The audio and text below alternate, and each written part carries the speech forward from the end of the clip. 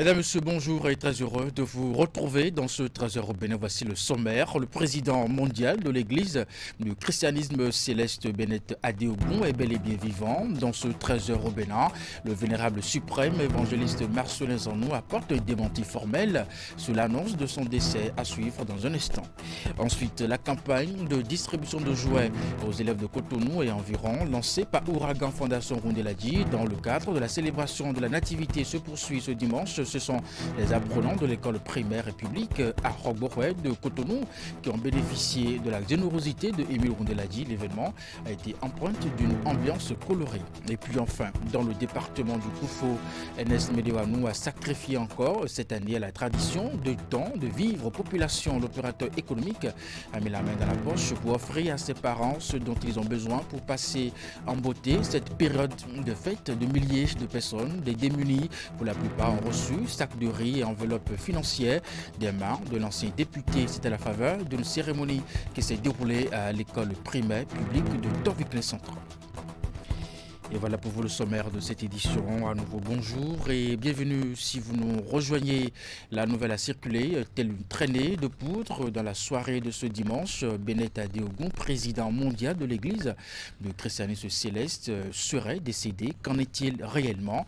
Emma Rodonou a retrouvé dans la soirée de ce même dimanche la plage du Séma, lieu de pèlerinage annuel des fidèles célestes. Le vénérable suprême évangéliste Marcelin Zanou, vérité ou intos? Et quel bilan faire de cette édition 2023 de pèlerinage des Célestes? Suivez ici ces précisions pour mieux comprendre. Il s'agit essentiellement d'une rumeur et d'une rumeur non fondée, étant entendu que le révérend pasteur est là, il est là, seulement que cette dernière semaine, sa santé s'est un peu dégradée. Et son médecin traitant a estimé qui ne pourra pas venir vivre la pression des décibels, la musique par-ci, par-là, le mouvement massif de fidèles qui se déplacent. Il ne pourra pas recevoir les fidèles comme on a l'habitude chaque fois quand il vient au pèlerinage. Et par conséquent, Louis souhaite qu'il se repose calmement à la maison. C'est ce qu'il nous a imposé. Nous avons été dans la triste obligation d'accepter parce que c'est un tableau clinique qui impose qu'il se repose. C'est pour cela que nous sommes venus au pèlerinage sans notre papa. Mais nous avons constaté qu'il y a des rumeurs qui inondent les réseaux sociaux et qui font état de ce qu'il est décédé. Non. Le révérend pasteur Bennett Akande Adeogun, à l'heure où nous émettons, à l'heure où vous me recevez ici, il n'est pas encore décédé. Il n'est pas décédé. Sa santé s'est dégradée, mais il n'est pas décédé. Et je tiens à le dire de façon très formelle. Vous comprenez qu'on ne peut pas camoufler quelque chose de ce type-là. La preuve, tout à l'heure aux environs de 19h, nous avons encore eu un message de son médecin qui nous envoie le tableau clinique. Donc papa est là, mais pourquoi ça se dit comme ça qu'il est décédé? Non, papa est encore vivant. C'est les médecins qui vont nous dire de quoi il est question. Ce qui est sûr, sa santé s'est dégradée, oui, c'est un fait. Mais quelle analyse on en fait? Je l'ai reçu le message quand je suis à la place ici, c'est là qu'il y a eu le message tout à l'heure. J'attends de me rendre à son chevet à Porte-Nouveau pour avoir l'information complémentaire, pour vous répondre, oui, sa santé s'améliore. Je peux le dire dès que j'aurai des états sous la main. Mais pour le moment, j'ai reçu un message qui m'indique que ça va pour le mieux. Voilà. Il faut avouer que c'est Jésus qui est le chef de l'Église. Et Jésus nous a témoigné sa proximité au cours de ce pèlerinage. Tout s'est très bien passé. Il nous a manqué un seul élément. C'est la présence de notre papa ici. Mais à part ça, tout s'est très bien passé à ce pèlerinage édition 2023. Voilà. Et bien voilà, donc il nous amène à cette conclusion. Le président mondial de l'église du christianisme céleste, Bennett Adeogun, est bel et bien vivant. Retour sur la fête de Noël. On imagine tous le Père Noël vêtu de rouge avec un ventre rebondi et se déplaçant grâce à son traîneau. Son histoire remonte au IVe siècle. Ce personnage n'a toujours pas ressemblé à celui que l'on connaît aujourd'hui. Bon vivant avec sa barbe blanche et son bonnet est, mais qui est vraiment le Père Noël aimable grand-père au costume rouge et blanc et son carrosse chargé de cadeaux. Retour ici sur les origines du Père Noël avec Ingrid. Joyeux Noël. Au revoir. Soyez sages.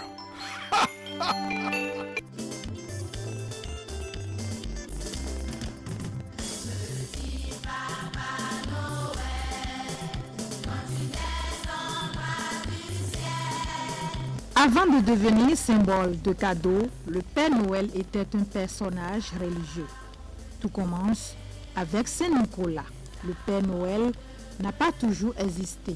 En effet, son apparence a évolué au cours des siècles en fonction de l'évolution des croyances pour s'imposer en France dans les années 1950. Son histoire commence au IVe siècle après Jésus-Christ dans la ville de Myre en Turquie actuelle. Nicolas, évêque, y est le protecteur des plus démunis et des plus jeunes.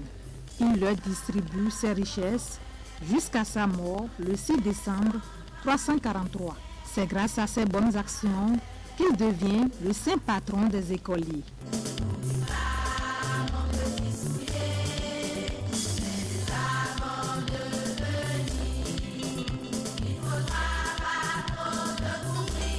Le 6 décembre, les chrétiens germaniques célèbrent le jour de sa mort et honorent sa mémoire en offrant des présents aux sages enfants. Nicolas de Myre devient alors Saint Nicolas, protecteur des enfants. Il avait déjà une longue barbe blanche et un costume d'évêque rouge. On le fait alors en Europe du Nord, de l'Est et en Europe centrale. C'est au XIXe siècle que Saint Nicolas Sinterklaas s'exporte en Amérique du Nord par les émigrés hollandais. Par déformation, Sinterklaas devient Santa Claus, autrement dit, le Père Noël actuel aux États-Unis. L'origine du Père Noël prenait donc forme.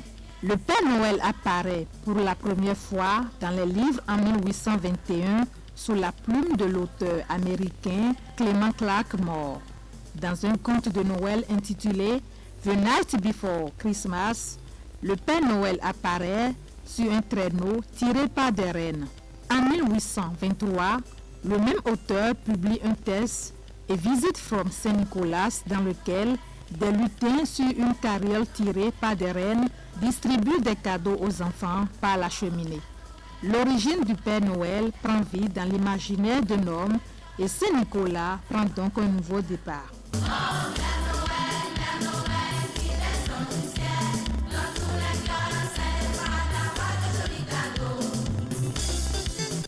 En 1850, l'illustrateur Thomas Nast représente Santa Claus comme nous le connaissons aujourd'hui. Le Père Noël vieillard est bien dodu, portant une veste et un pantalon rouge ainsi qu'une grosse ceinture en cuir. En 1885, sa résidence est établie au pôle Nord. Peu à peu, la fête des enfants est associée à la naissance de Jésus. Le 6 décembre est donc remplacé par le 25 décembre. Par conséquent, le Père Noël devient plus important que Saint Nicolas. Les diverses illustrations du Père Noël l'ont représenté en vert, mais aussi en rouge. Contrairement à ce que certains pensent, ce n'est pas la célèbre marque américaine de soda qui, en 1931, lui a finalement conféré les couleurs qu'on lui connaît aujourd'hui, bien qu'elle ait largement contribué à la diffusion de son image. En reprenant des forces pendant la distribution des cadeaux, grâce à cette boisson refresh, la magie du Père Noël s'opère auprès du plus grand nombre. Il s'installe même en Europe à la fin de la Seconde Guerre mondiale, malgré la résistance de nombreux catholiques. Depuis les années 40, le Père Noël n'a pas changé. Des traditions telles que la décoration d'un sapin, les cartes de vœux ou encore le papier cadeau s'imposent également.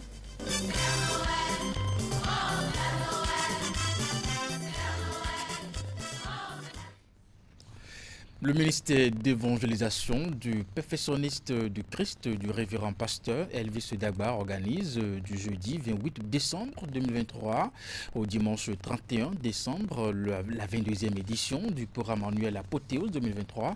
Le thème retenu pour cette année est La terre te reconnaîtra et agira en ta faveur. Pendant une semaine, les fidèles de l'église Palais de la Gloire vont bénéficier d'intenses moments de prédication et de prière pour nourrir leurs âmes. C'est le culte du Noël du dimanche dernier qui a ouvert les portes de cette 22e édition. Et voici le compte rendu. Chants, louanges et adorations ici à l'église ministère d'évangélisation du perfectionniste des saints du révérend pasteur Elvis Dagba.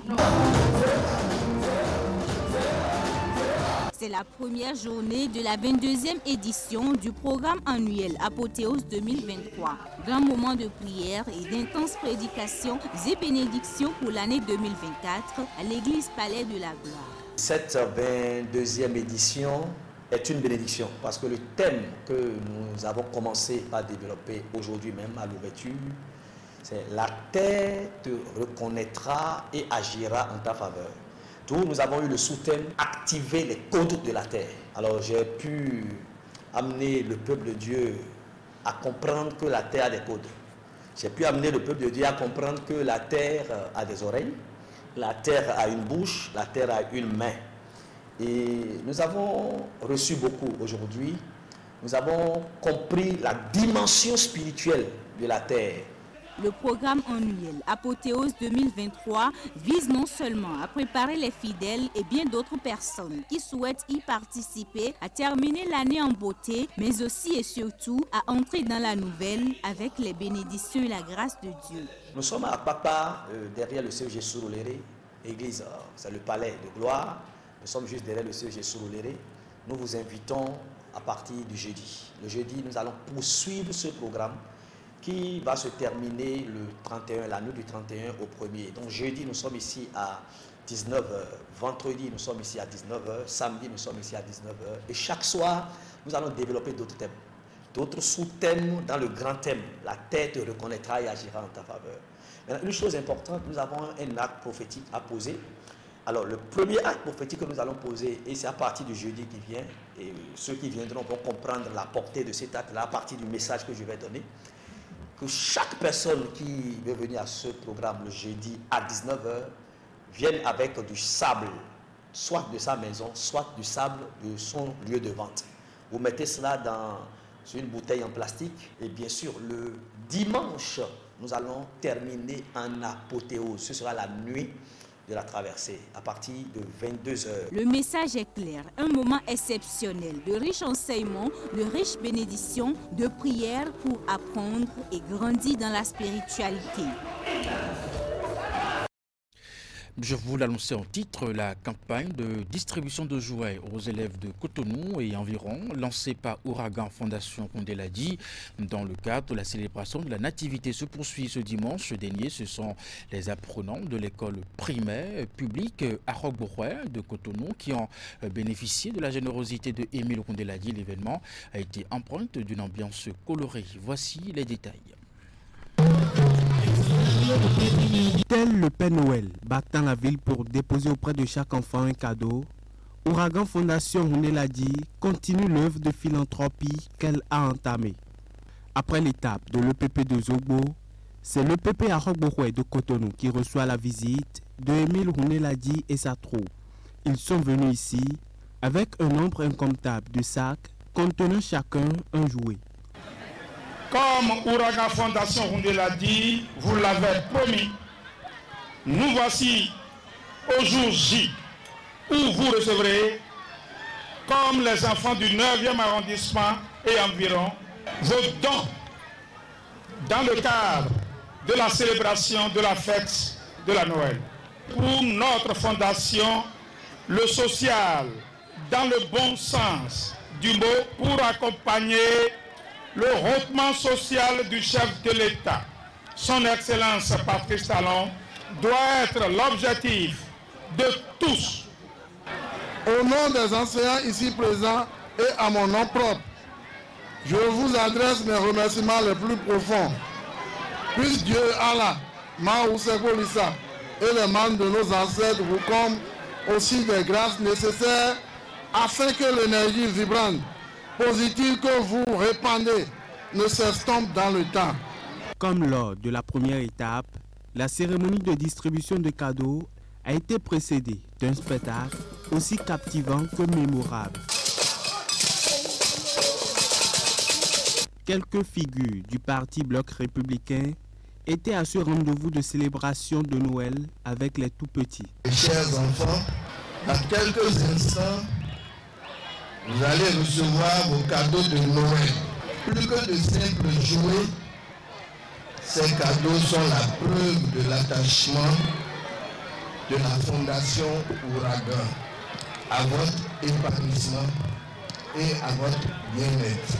L'acte que nous sommes en train de poser ce soir est un acte salutaire pour nos enfants. Cette opération de distribution de jouets a vu plusieurs centaines d'enfants repartir à la maison, la joie au cœur. Cette campagne de Ouragan Fondation Huneladi se poursuivra dans les tout prochains jours dans d'autres établissements scolaires. Nous restons dans la même logique à Toviklan, localité située dans le département du Koufo. NS Médéwanou a sacrifié encore cette année la tradition de don de vivre aux populations. L'opérateur économique a mis la main à la poche pour offrir à ses parents ce dont ils ont besoin pour passer en beauté cette période des fêtes de fin d'année. Des milliers de personnes, des démunis pour la plupart, ont reçu des sacs de riz et enveloppes financières des mains de l'ancien député. C'est à la faveur d'une cérémonie qui s'est déroulée à l'école primaire publique de Toviklan Centre. Voici les détails avec Narcisse Alossé, Florent Dehaut. Le Père Noël ici à Toviklan, c'est lui. Ernest Médéwanou, connu pour ses actions sociales, vient encore au chevet de ses parents, les bras chargés de présents pour les fêtes de fin d'année. L'emballage d'affection pèse ici 10 tonnes de riz destinées aux populations des 6 arrondissements de la commune de Toviklan. Je suis de la culture Adja et je sais ce que la fête de Noël représente chez nous. La fête même, c'est la fête du riz. Si bien que moi j'en ai connu au village ici, puisque j'ai vécu ici. J'ai connu des familles ici, à 2 mois, à 3 mois de la fête de Noël. Les gens se mettent à cotiser en tontine, tout juste pour que le jour de Noël, on puisse avoir du riz à préparer pour ses enfants. À 7 tonnes de riz, l'ancien député a ajouté une enveloppe d'1 million de francs CFA pour permettre aux bénéficiaires de se payer les accessoires pour leur festin. Plus loin, il a fait venir une délégation de l'ONG Diaspora sans frontières de la Martinique. Une ONG qui est venue apporter assistance à 500 familles et 57 orphelins. Nous n'oublions pas, moi je suis de la fin des années 50. Et nous avons connu des situations très difficiles et je pense que le minimum de solidarité à manifester lorsqu'on vient dans un pays qui est le pays de nos ancêtres, c'est d'avoir une attention particulière à cette jeunesse africaine qui est l'avenir, la jeunesse béninoise qui est l'avenir du Bénin. Pour cet élan de cœur, Ernest Médéwanou s'est fait entourer de quelques amis et de ses anciens collègues à l'Assemblée nationale. C'est un événement important et cela montre que ce n'est pas le gouvernement seul qui fait le social, le hautement social, pour ne pas le chef de l'État. Il y a des contributions individuelles. La joie, là, vous voyez la joie sur le terrain, là. Ça, c'est mon bonheur, ça. Ça, c'est mon bonheur. Depuis 20 ans, il répète ce geste à l'orée de chaque année. Une action sociale de plus pour celui qui prend en charge depuis plusieurs années la formation des jeunes déscolarisés de la région et ceux qui poursuivent les études à l'université. Je constate que si quelqu'un a le bac, il devient vacataire systématiquement. Donc les gens ne cherchent plus à évoluer après le bac. Moi, je réfléchis à moi pour dire, mais dans 10 ans, dans 15 ans, les cadres supérieurs de chez nous seront les bacheliers. Et c'est comme ça que j'ai interpellé pour dire, mais vous avez le bac, non, pourquoi vous n'allez pas à Cotonou? Et les gens unanimement m'ont dit, ah, où est-ce que nous allons rester pour les choses? C'est ce qu'il y a, c'est pourquoi vous entendez le mot 16 ans, 16 ans. Donc il y a 16 ans que j'ai pris cet engagement-là. Je suis allé louer une maison qui me revient à 2 300 000 tous les ans. Et par trimestre, je ravitaille ces derniers. Je prends un effectif de 35 environ dans la maison que je nourris et je leur fais les ravitaillements tous les 3 mois. Et vous finissez 3 ans, je ne peux plus continuer. Au moins une licence, vous quittez et d'autres personnes vont arriver. Conséquence, cet opérateur économique est surnommé ici éternel donateur.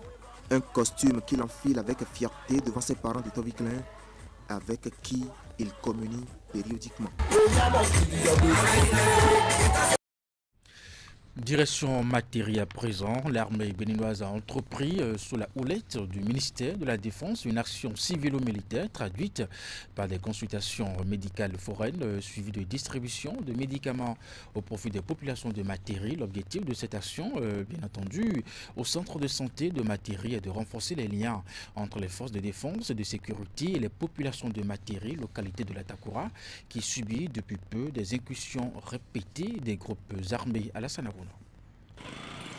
Centre de santé communal de Materi, ce jeudi 21 décembre 2023, des populations souffrant de pathologies diverses, fortement mobilisées face à une équipe médicale diligentée par le ministère de la Défense nationale. L'opération s'inscrit dans le cadre des actions civilo-militaires, traduites ici par des consultations foraines gratuites, suivies de distribution de médicaments essentiels. Initiée par le ministère de la Défense, elle vise à renforcer les liens armée-population. Nous sommes ici à Materi dans le cadre des activités qu'organise le ministère de la Défense nationale pour sceller le lien armée-nation, c'est-à-dire le renforcement de la coopération entre les forces armées béninoises et nos populations. Et ces activités sont organisées de façon générale sur toute l'étendue nationale. Cette année, le ministère de la Défense a choisi Materi parce que Materi aussi, vous le savez bien, que Materi fait partie des communes en proie des actions du terrorisme.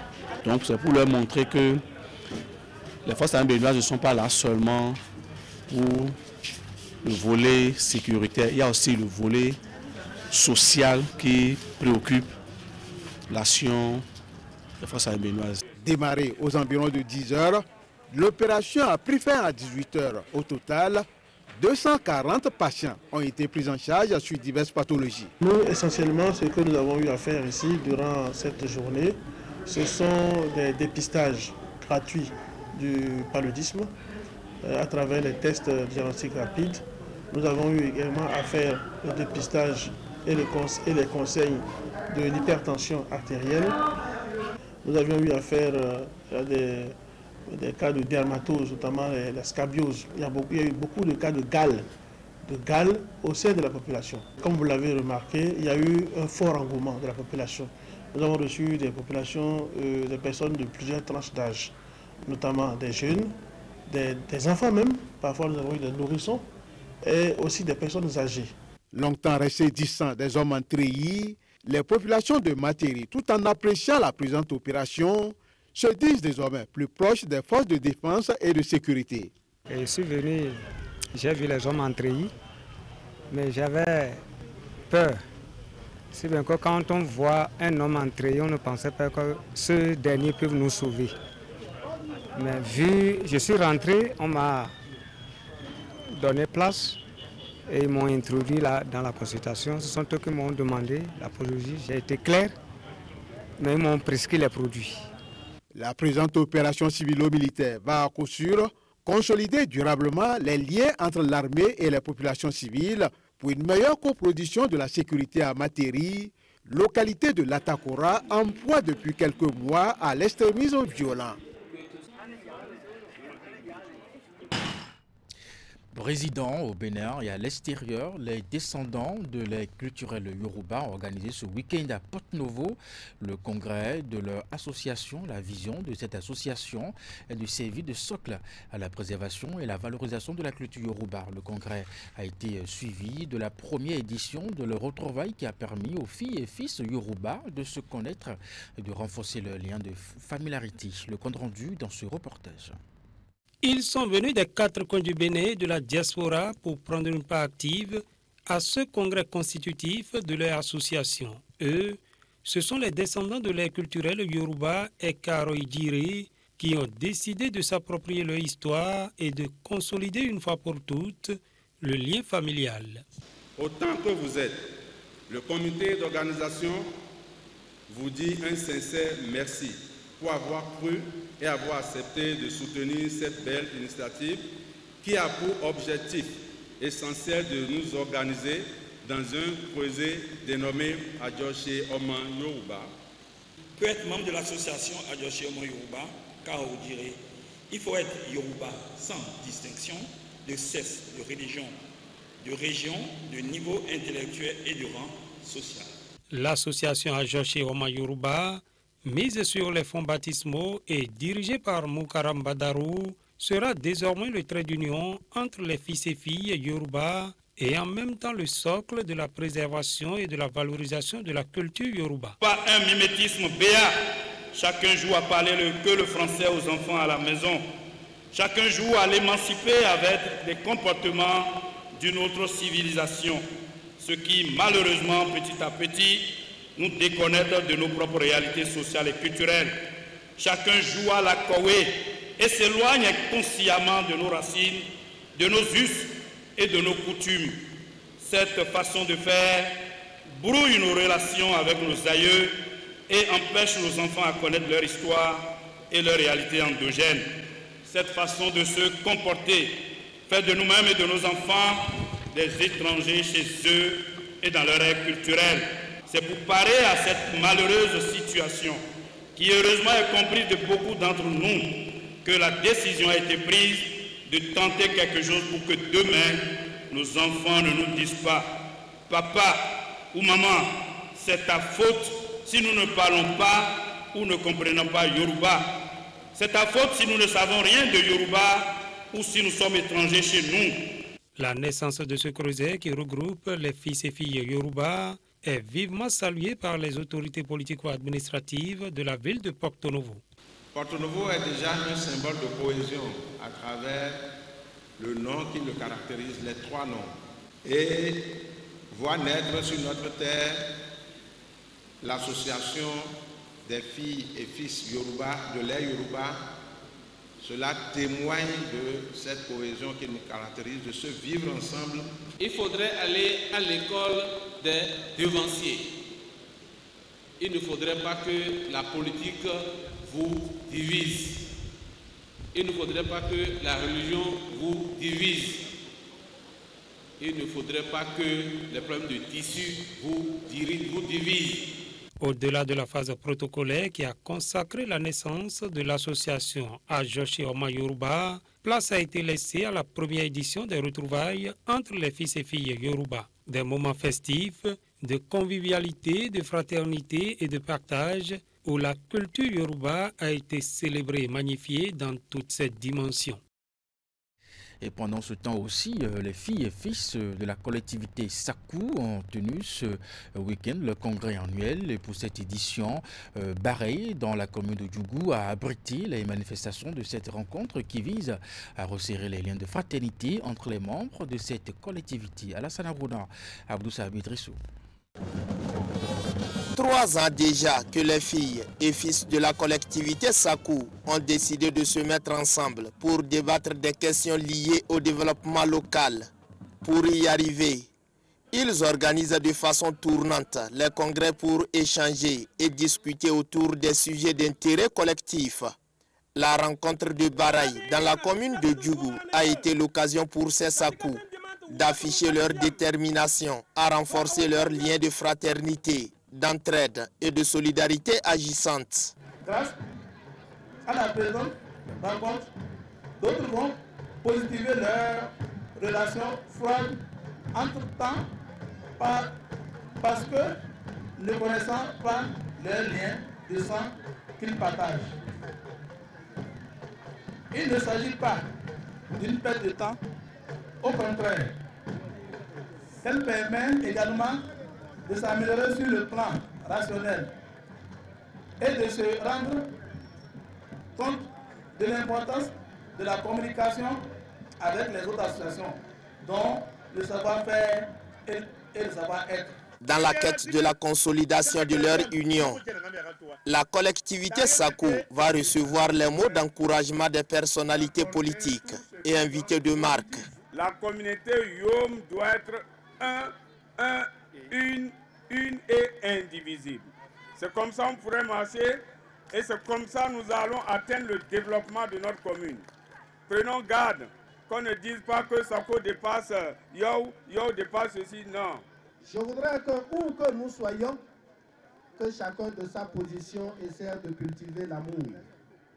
Et au-delà de l'amour, de se souvenir qu'il vient de quelque part.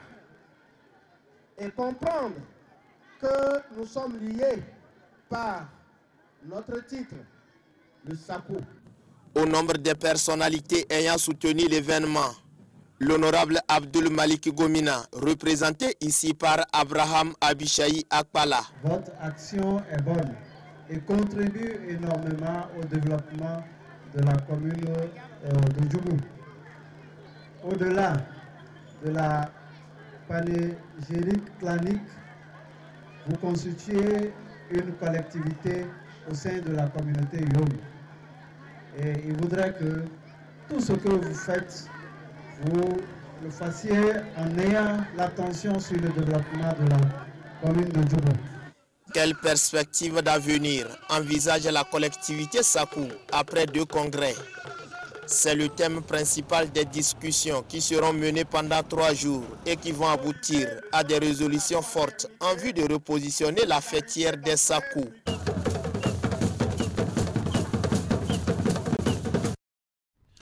Et puis nous allons finir avec ce volet de retrouvailles avec ce reportage, un cocktail dînatoire pour présenter l'agenda culturel d'Abomey 2024-2028. L'activité s'inscrit dans le cadre de l'édition transitoire du festival d'Anroma. Les grandes retrouvailles, c'est une initiative de comité d'organisation soutenue par le conseil communal. Elle a été le cadre de présenter aux invités le contenu du document de planification de la politique de valorisation du patrimoine culturel, touristique et historique de la cité des Rebadjavi. Plus de détails avec Imet Elena Moussou.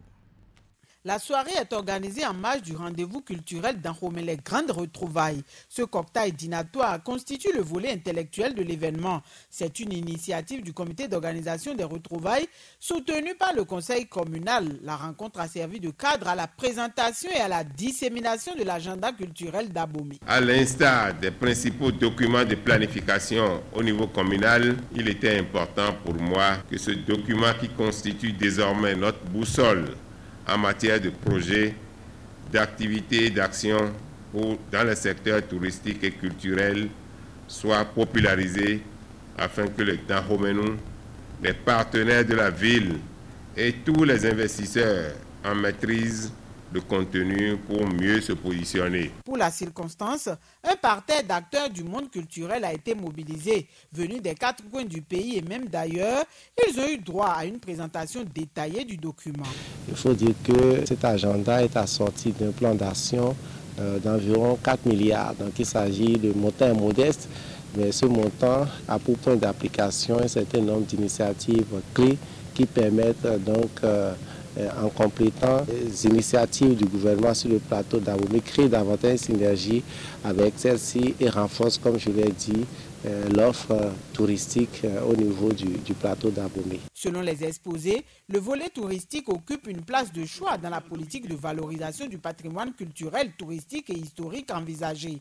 En vue d'atteindre les objectifs escomptés, l'expertise de plusieurs partenaires est mise à contribution.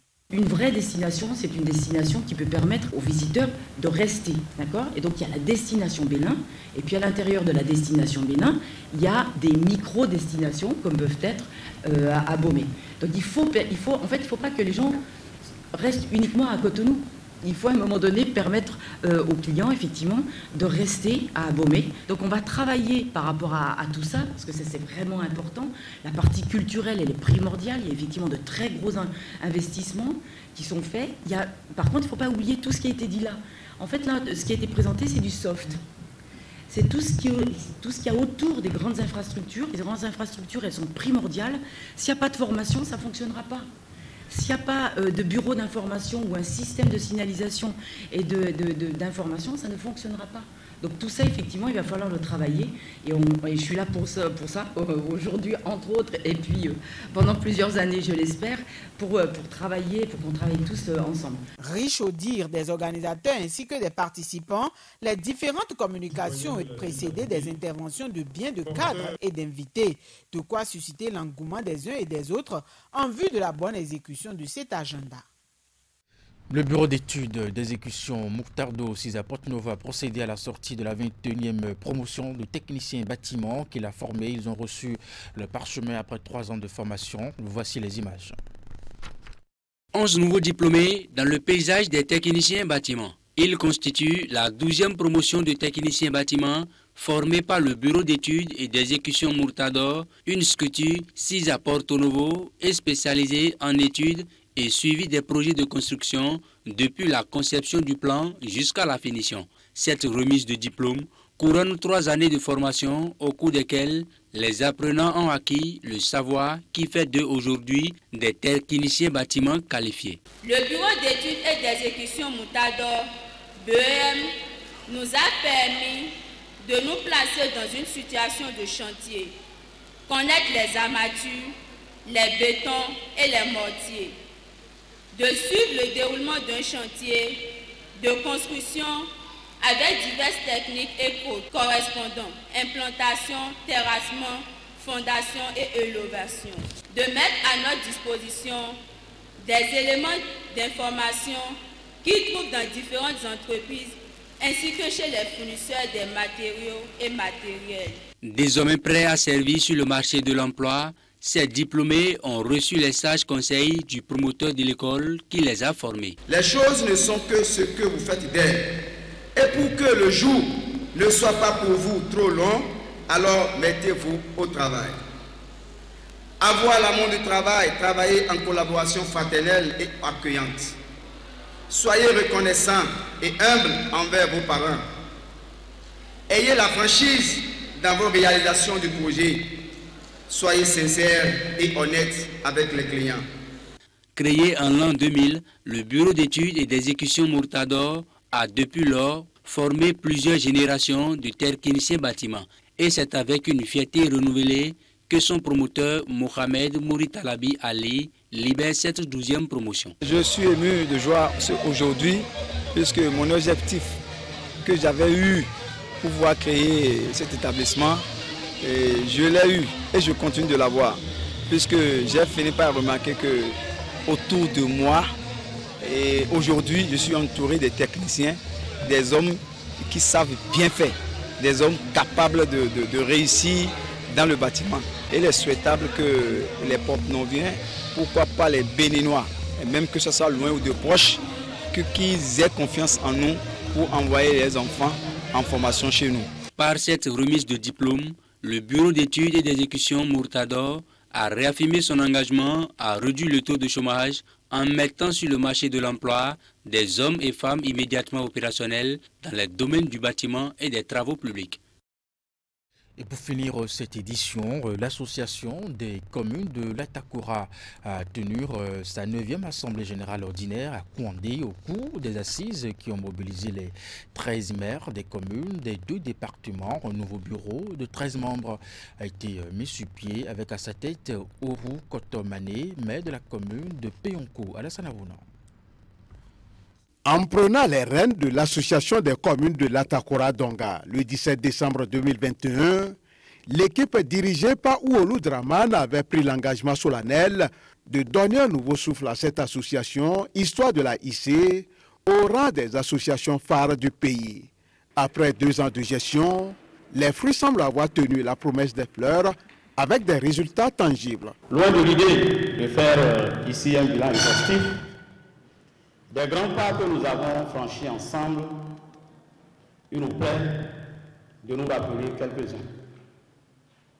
Je voudrais citer l'amélioration du fonctionnement de nos organes avec l'implication des secrétaires exécutifs, l'amélioration du paiement des cotisations avec des paiements records, la mise en place prochaine d'une grande base de données des infrastructures dans nos 13 communes, l'appui à l'élaboration des PDC dans nos 13 communes.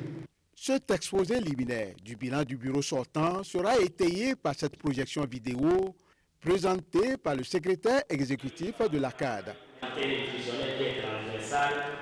Très séduit par les prouesses réalisées par le bureau sortant de la CAD en 2 ans de gestion, partenaires techniques et financiers ainsi que les associations sœurs saluent le dynamisme de cette équipe. Je voudrais remercier la CAD pour son grain de sel qu'elle apporte à l'édifice à travers ces bonnes actions menées au titre de l'année 2023.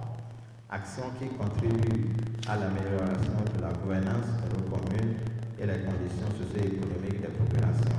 Au cours de ce rendez-vous de Kouandé et conformément aux textes régissant cette association, les membres du bureau sortant dont le mandat est arrivé à terme ont démissionné en bloc, ce qui a permis à l'Assemblée de désigner un nouveau bureau exécutif de 13 membres avec à sa tête Orou Maré Koto, maire de Peyenko. Je voudrais vraiment mettre mon mandat sous le signe de la cohésion, de la mobilisation des ressources et de la bonne gouvernance de tout ce qu'on aura comme ressources, bien entendu avec tous les collègues maires. Je ne suis qu'un coordonnateur. Je crois que si tout se passe bien, ça veut dire que les adjoints, les vice-présidents, je veux parler, qui sont responsabilisés pour des commissions thématiques, ont vraiment joué leur rôle. La tenue de cette 9e Assemblée générale ordinaire sous fond de renouvellement du bureau exécutif est la preuve tangible de la vitalité de cette association qui s'est donnée comme priorité la promotion de la coopération intercommunale. Mesdames et messieurs, c'est bien la fin de cette édition. Merci de l'avoir suivi, de votre fidélité à nos programmes à 16h, votre bulletin d'information, 19h30, la grande édition de la soirée. Portez-vous bien et bonne suite de fête chez vous.